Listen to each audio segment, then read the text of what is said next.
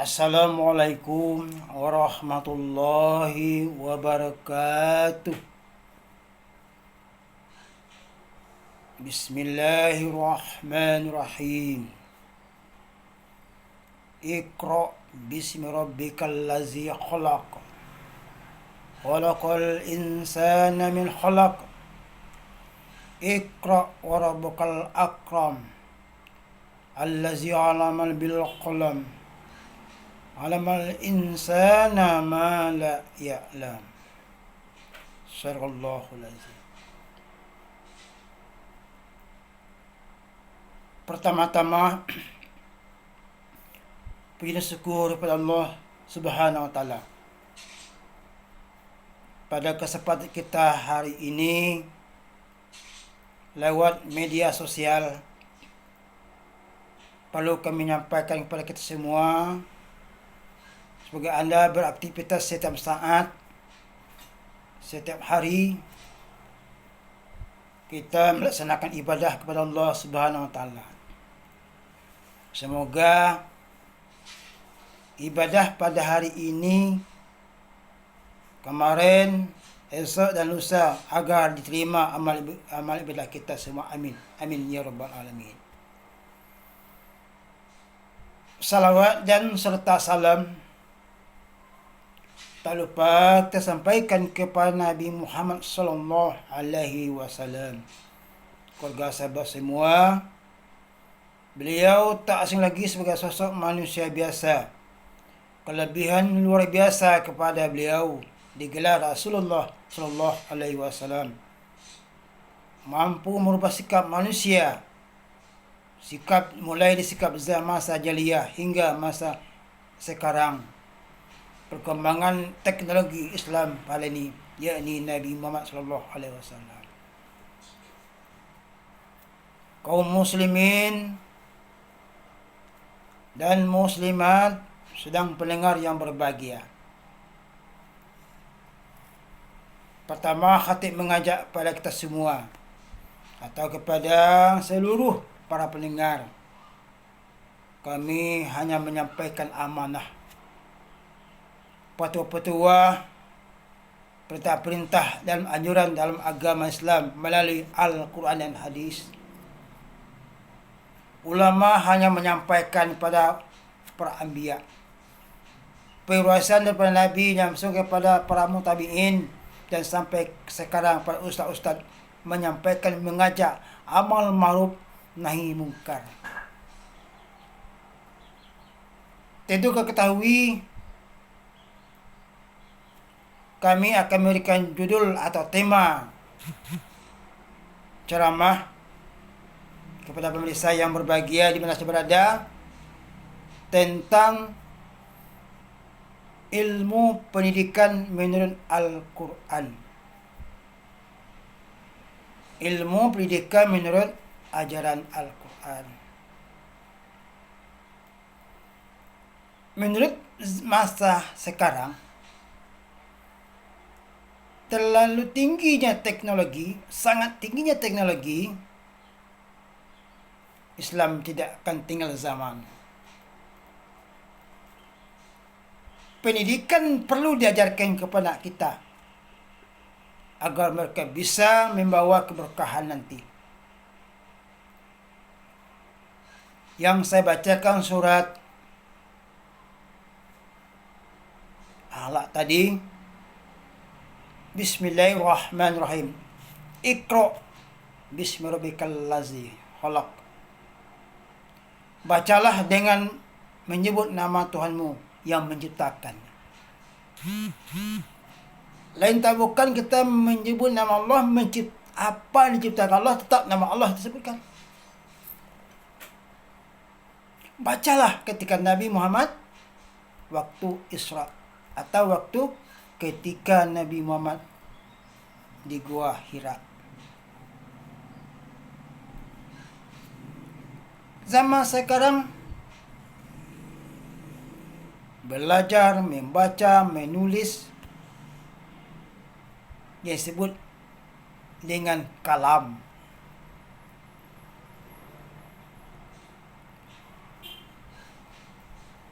Khalaqal insana min khalaq. Dia telah menciptakan manusia dengan segumpal darah. Kita ini diciptakan oleh Allah segumpal darah.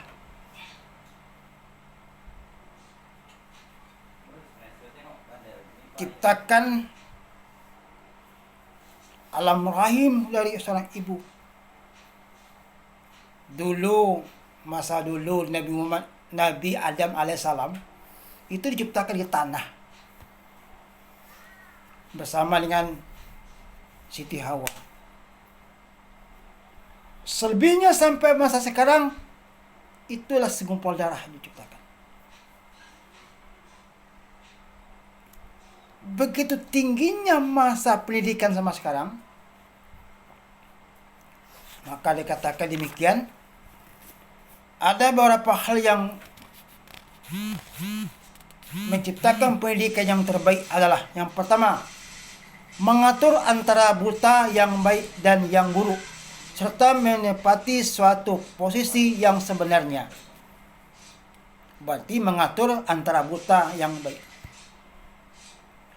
Pendidikan ini yang tidak ada jadi ada. Orang yang bodoh bisa jadi pandai. Menempati posisi yang sebenarnya. Perlu ketahui, Nabi Muhammad SAW diajar di Gua Hira melalui pendidikan, yaitu membaca.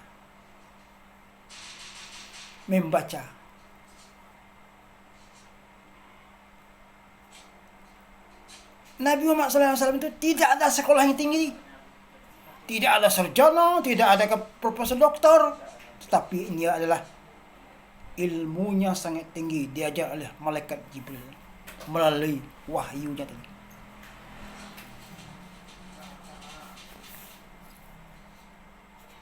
Kedua, agar dapat memperoleh irsyad, taufik dan hidayah. Artinya, irsyad adalah agar dapat membedakan yang baik dan yang buruk. Itu guna pendidikan. Anak disekolahkan dari tingkat PAUD, TK, SD, SMP, MTS, SMA atau MA, perguruan tinggi, S1, S2, S3, hingga profesor. Mengarahkan kebaikan semuanya. Itu beda kita orang anak sekolah. Guru mengajar kita ini yang baik, ini yang buruk, jangan dikerjakan. Itu bedanya kan kita pendidikan ini. Irsyad. Masa COVID-19 ini, pemerintah memberikan yang terbaik bagi kita. Terjadi zona merah, dilarang sekolah. Yang disebut belajar daring atau luring. Program berjalan terus. Begitu pendidikan yang sangat ini. Pendidikan ini bukan saja masa sekarang, tapi diajar di masa Nabi Muhammad SAW.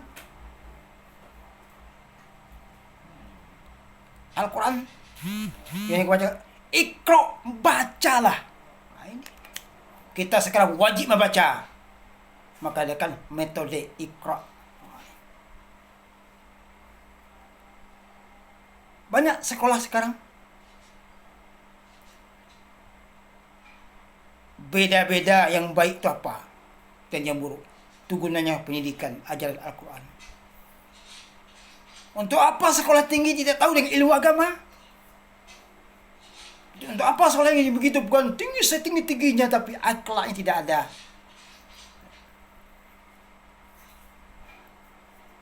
Baik pendidikan.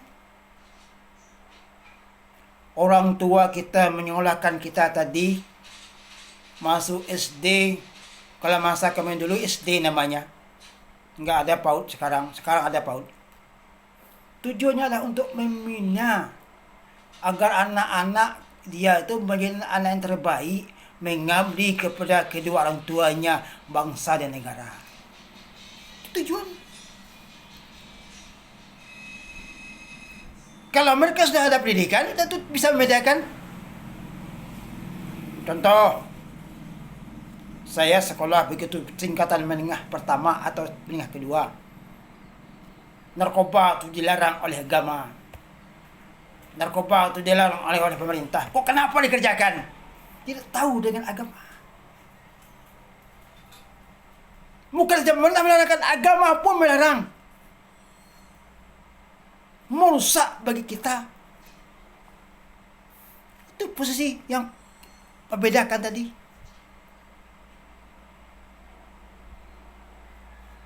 Ketiga, agar dapat membedakan antara yang hak dan yang batil. Nah, ini. Mana yang haram, mana yang halal, mana yang bisa dimakan, yang tidak. Itu pendidikan. Beda yang hak yang batil tuh.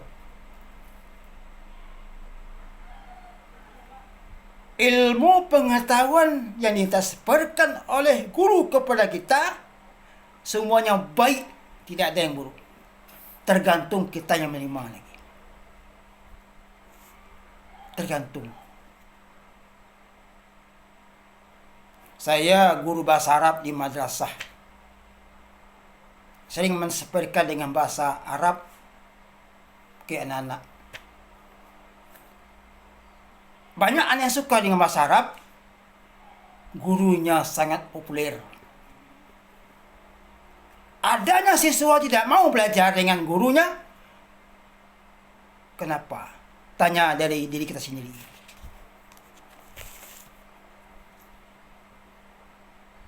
Ada gurunya disayang oleh siswa sesuai gurunya kebaikan. Tidak pernah guru marah. Menerapkan pelajaran ke siswa.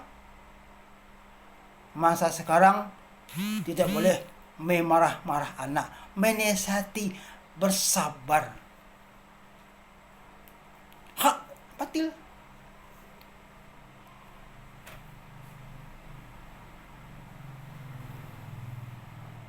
Berikut yang keempat, kita harus bertanya kepada seseorang ahli ilmu.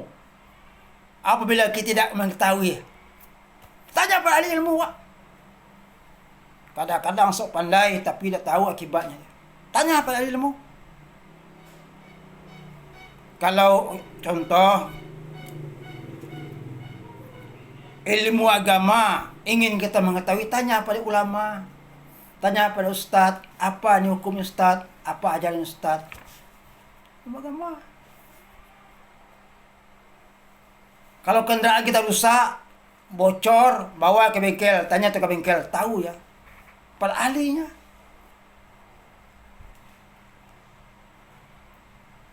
Sudah ada cukup semua segala bidang. Surah Al-Anbiya ayat 7. Fas'alu ahlal zikri in kuntum la ta'lamun. Maka bertanyalah kepada orang yang ahli ilmu jika kamu tidak mengerti. Itu. Tanya pada ahli ilmu yang mengerti. Tanya kepada orang bodoh, awal ke masuk orang lagi. Agama ini ulama yang saya menjawab. Jika sembarang menjawab. Yang ahli tasawuf, ahli hukum agama, ahli fikih, ahli nahu dan ahli usul fikih itu bisa menjawab pertanyaan. Alhamdulillah negeri kita ini mayoritas muslim. Muslim mayoritas negeri kita ini. Kita bebas nih, kita beribadah. Negara Pancasila.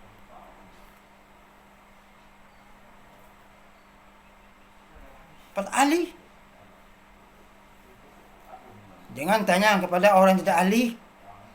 Itu pendapat pemikiran dia, pendapat dia sendiri, bukan pendapat hadis dan Quran. Menurut logika. Logika ini habis ketika kita mati, hilang logika ini. Tapi Al-Quran tidak akan lapuk di hujan, kalangan di panas. Jangan dipakai kita. Ini pada ahli ilmu kita.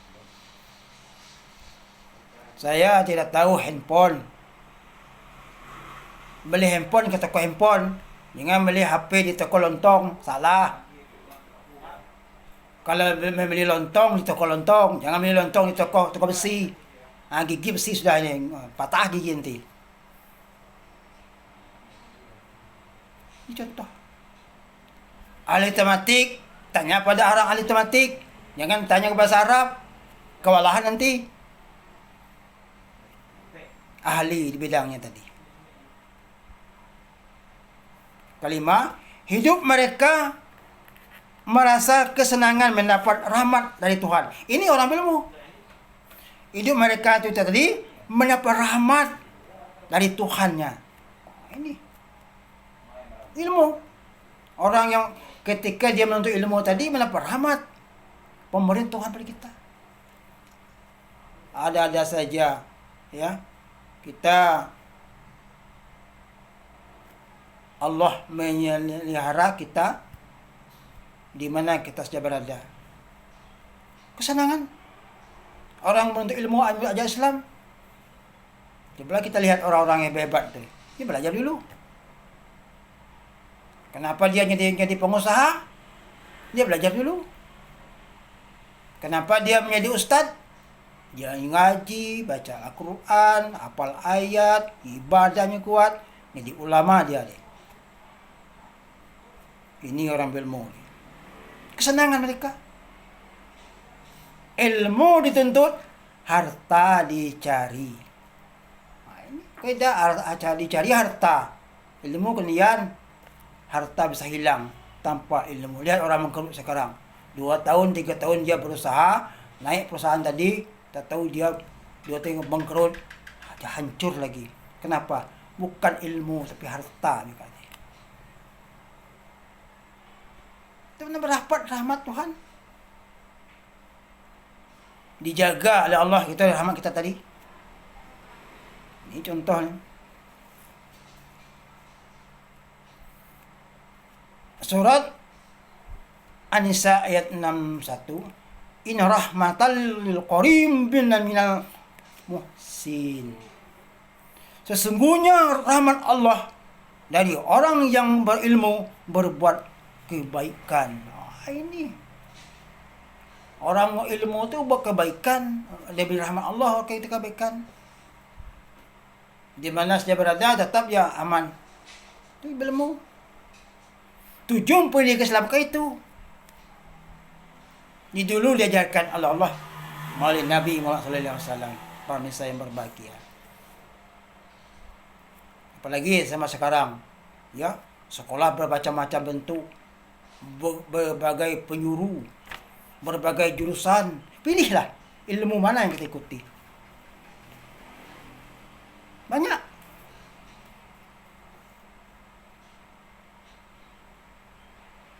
Berbuat kebaikan tergantung ilmu yang kita miliki. Nah, ini.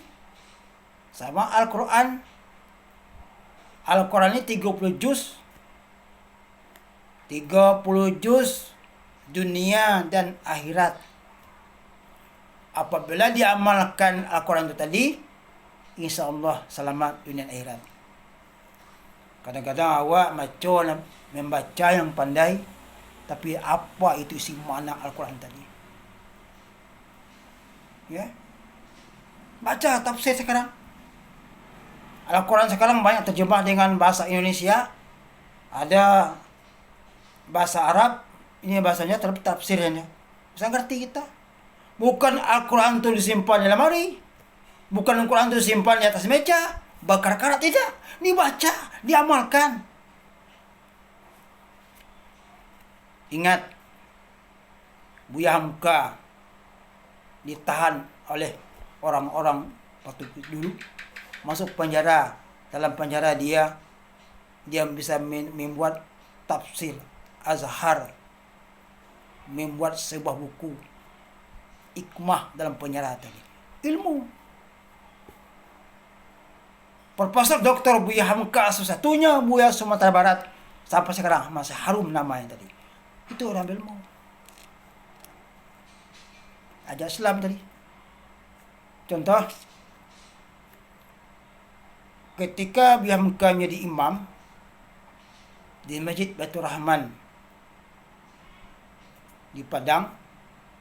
Dia jadi imam solat tarawih 20. Diundang lagi Masjid Taqwa Muhammadiyah Sumatera Barat. Buya muka solat tarawih mengerjakan 8. Buya muka di kawal belakang tadi. Ditanya, kok Buya? Tadi solat di Masjid Baitur Rahman tu 20 rakaat. Kok di Muhammadiyah ni kok Buya mengikuti sembahyang 8? Apa jawab Buya muka? Itulah kelebihan saya membaca buku. Begitu. Ilmu. Sedikit saja Buya Hamka menjawab, itulah kelebihan saya membaca buku. Pemirsa yang berbahagia di mana saya berada, untuk kesimpulannya ini adalah ilmu adalah nur cahaya. Cahaya kebaikan, cahaya rezeki, cahaya kebahagiaan, cahaya kesejahteraan.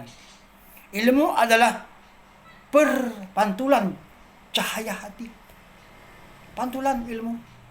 Ilmu adalah harta hidup dunia dan akhirat. Nah, ini ajaran Islam mengatakan ilmu tadi. Pendidikan itu ada ajaran Islam. Harta dan untuk dunia dan akhirat tadi. Para pemirsa yang berbahagia, semoga ceramah kami kalau ada kekurangan mohon maaf. Kepada pemirsa, kita ambil yang baik, dibuangkan yang keburukan. Sebelum kami tutup, kami mohon kepada kesediaan bermurah hati kepada seluruh teman-teman saya, adik-adik saya, saudara-saudara saya di mana saya berada. Jangan lupa lihat channel saya, namanya Putra Jami Minang Firdaus.